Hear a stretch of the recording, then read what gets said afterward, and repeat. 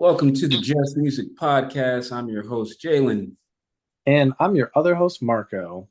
and this episode is going to be a fun one, a short one, as it's just Marco and I today. We haven't done an episode like this in a little minute. I want to say since we did that tier list of rock bands. I think that was the last one. Yeah, that Um, was a long time ago, looking yeah, back. yeah. But so this episode is really just going to serve as kind of like a recap. That's a recap of events that's happened for the podcast, that's happened for Marco and myself, all music related. And I figure you should go first. Yeah. So I guess two big things have happened with me DJing.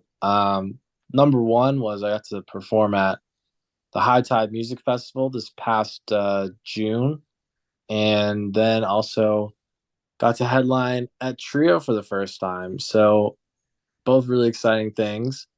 Um, High Tide Music Festival, for you, those of you that don't know, is a new festival that just started in Charleston last year. So this is the second year that they did it, and it's all house music related. So they had all these different house music artists.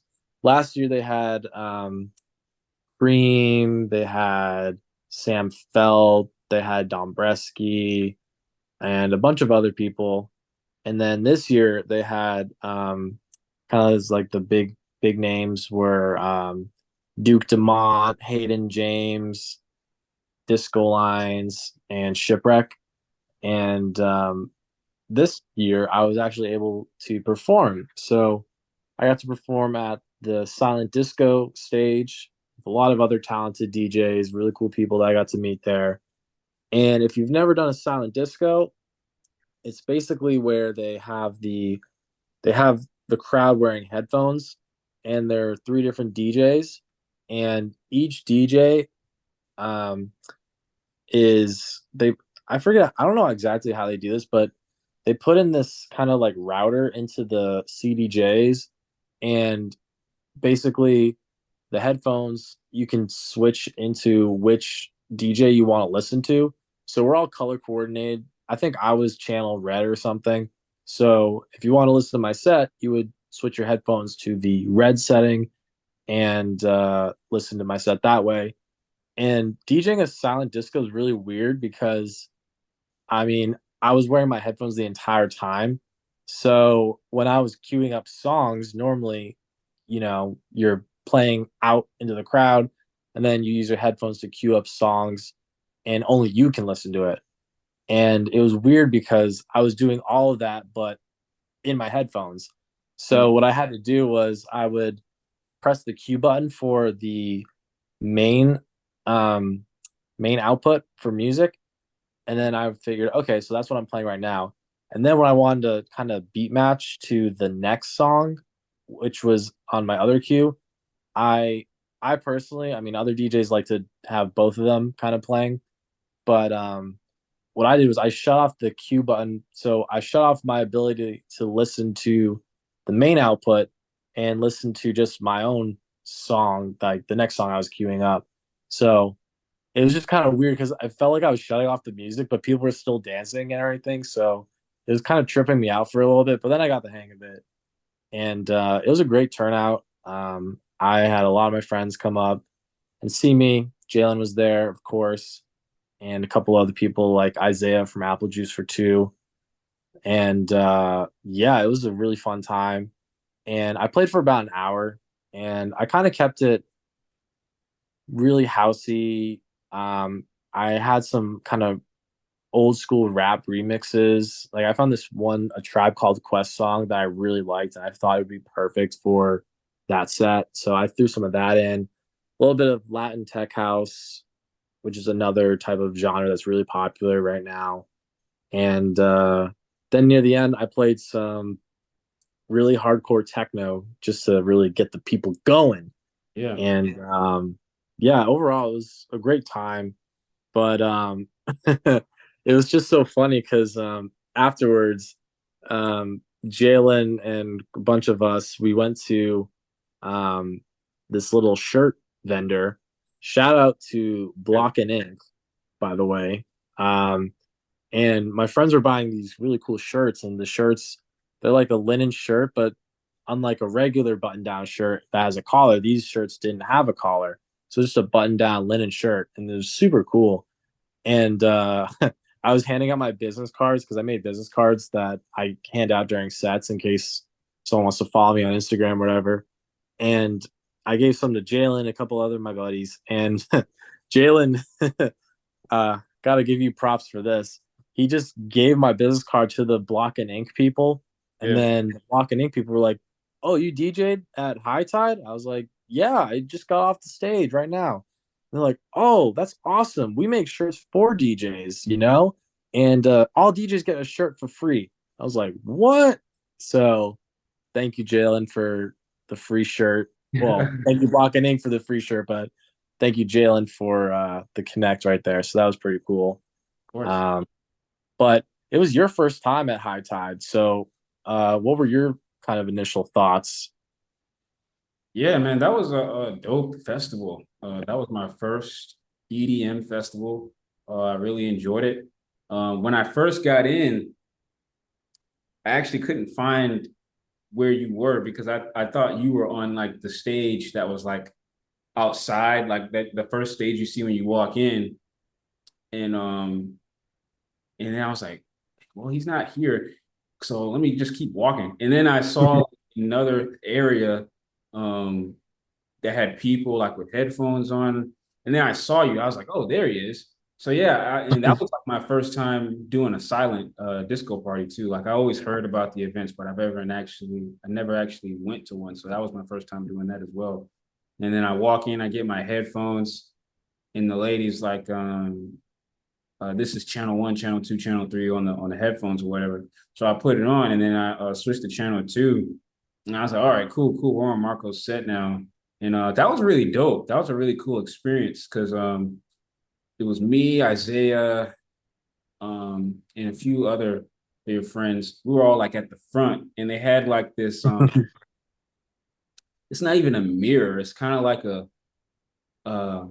It was kind of like a TV screen or Yeah, like when you that's walk into the grocery store and like they have that TV screen where you can like see yourself. like a security camera type Yeah, thing. yeah. It was that. So that was really cool that we could all like see ourselves like on the screen and like everybody was dancing. And I think not everybody, but I don't know, it might have been everybody, but I know majority of the people that were there, they were listening to your channel. And that was really cool because everybody was like really engaged with your set. The other two DJs that were there were cool too, but like your set was the most engaging. You played a lot of really hype stuff, a lot of cool stuff, high energy stuff. So that was really cool that I got to experience that. And then yeah, again, the festival in general, just really cool vibes, a lot of people just out there really love eating Funky music. outfits. Yeah, a lot of crazy outfits for sure. Um, and yeah, shout out to Block Inc. for the free T-shirt that they gave Marco. And yeah, that was just a really fun event. I really enjoyed that. I'm glad I came out. So yeah, yeah, Yeah, it was definitely, a good time. definitely, It was a good time. yeah, yeah. So maybe next year you'll be on you'll get a even you'll be on the main stage, like the outside stage next time. But I don't know. The silent disco party was really, really fun. Yeah, that's what I was thinking too. Like I was kind of bummed that I didn't get to play on the main stage, but by the time that my set started, and you looked at the main stage, it was like there wasn't really a lot of people there. So Yeah. everyone just went to the Yeah. silent disco. So it's kind Yeah. of like, it kind of worked out for the best. But Yeah. I And it actually was did in the get to go daytime back. too. So Yeah, yeah, exactly. Because like the big headliners, they don't come on till a lot later. So yeah. everyone was just at the silent disco. But I even got to go backstage, which was really cool. Oh, And word. yeah, they had an ungodly amount of alcohol. Like I just went over there and they're just like, "What do you want?" I'm like, "Oh, I'll take all this." I think it was called Beatbox. It was like some sort of alcoholic beverage or something that was there. It was really good, actually, like super strong. But yeah. And for those of you that wanted to see the recap, go on my Instagram. I made a little reel recapping High Tide, and that whole festival, and it was a lot of fun. So definitely, if you haven't been, check it out. I probably will go again next year. Yeah, And hopefully they make it, because it's normally just one day, but if they make it 2 days, that'd be really cool. yeah, like So Friday and Saturday. Yeah. yeah, exactly. That'd be super cool. Super cool. Saturday. So yeah, that was high tide. And then that was on Saturday, the first Mhm. Saturday in June. And then that following Friday, I headlined at Trio. So it was Yes. like a really busy like couple weeks in June. And that was really fun. My trio set was so much fun. I mean, I'm not gonna lie, I was really nervous, not because of like what I was gonna play. Well, maybe a little Mhm. bit because I had Soto. He was calling me. He's like, Mealy, like, you got your set ready, man? I was like, yeah, I got some things prepared. He's like, okay, man, like, you gotta do really well, man. Like, the staff's gonna be watching you. They're gonna be telling me everything. I was like, oh, okay. So it was kind of good though, because it really kind of prepped me and really made me think about what it is I want to play. So I pretty much played kind of like commercial remixes, because Soda Yeah. was telling me that Charleston, just in general, it's not like a big city, like a Miami, which, I mean, I was in Miami earlier this year and I got to see that whole house scene down there, and it's just awesome, or anything like that. It's not like a New York or Chicago. So you have to kind of just play commercial stuff, which is cool because, I mean, I found some cool Mhm. remixes of songs people could sing along to. But at the end of the day, as long as the crowd's happy, then that's all that really matters. But yeah, my set didn't start until, I want to say, midnight, and I had Christian Jambox. Yeah, shout out to Jambox. Yeah, open up for me. I requested that he open up for me because, he's one of my good buddies and he's been helping me out with just music production and helped me getting back into it. And we also made some music together. So I had to throw some of our music in there as well. Um, but yeah, it was so much fun. Um, and I was also kind of worried too about just people showing up. Like, I was really paranoid that people would not show up. So like, I was making sure I was texting everyone I knew, inviting people. I'm like, yeah, like, come out, and if you have friends, bring them too, and tell them to bring their friends. And like, I was really worried that no one would show up, because when Jambox was playing, like, upstairs was kind of empty, but downstairs was filled to the brim. Yeah. So I was like, wow, this is really interesting.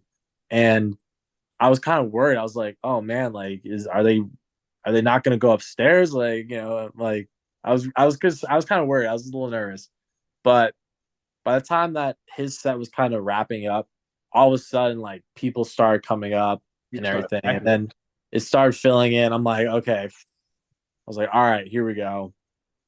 And then when I got up on the stage, some of my friends wanted to take pictures with me before, because they're like, we've seen you like when you were doing house parties and blah blah blah. I'm like, yeah, that's right.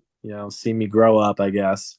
But I was getting a little nervous. I had to rip a couple tequila shots just to get in that mindset, and then it was just like go time. And Soto told me before, he's like, yeah, you got to use the microphone too. I was like, okay, because I don't really use the microphone when I DJ, but I Yeah. just on the microphone. I don't even remember what I said. I think I said something like, give it up for Jambox. My name's Millie Marco. We're gonna have a wild time. Blah blah blah, and something like that. And then I played the first song, and it was just boom, boom, like high energy and everything like that. And also I had our boy Sammy Nuke on cryo and lights. So Yeah. Shout out to he, Sandy. Yeah. yeah, he made me look like a superstar. And it was just so much fun overall. Just um, it made me realize that, when you're headlining a show, it's a lot easier than opening. Opening is actually really difficult now that I think about it, because you got to build the energy, but you can't play like the bank.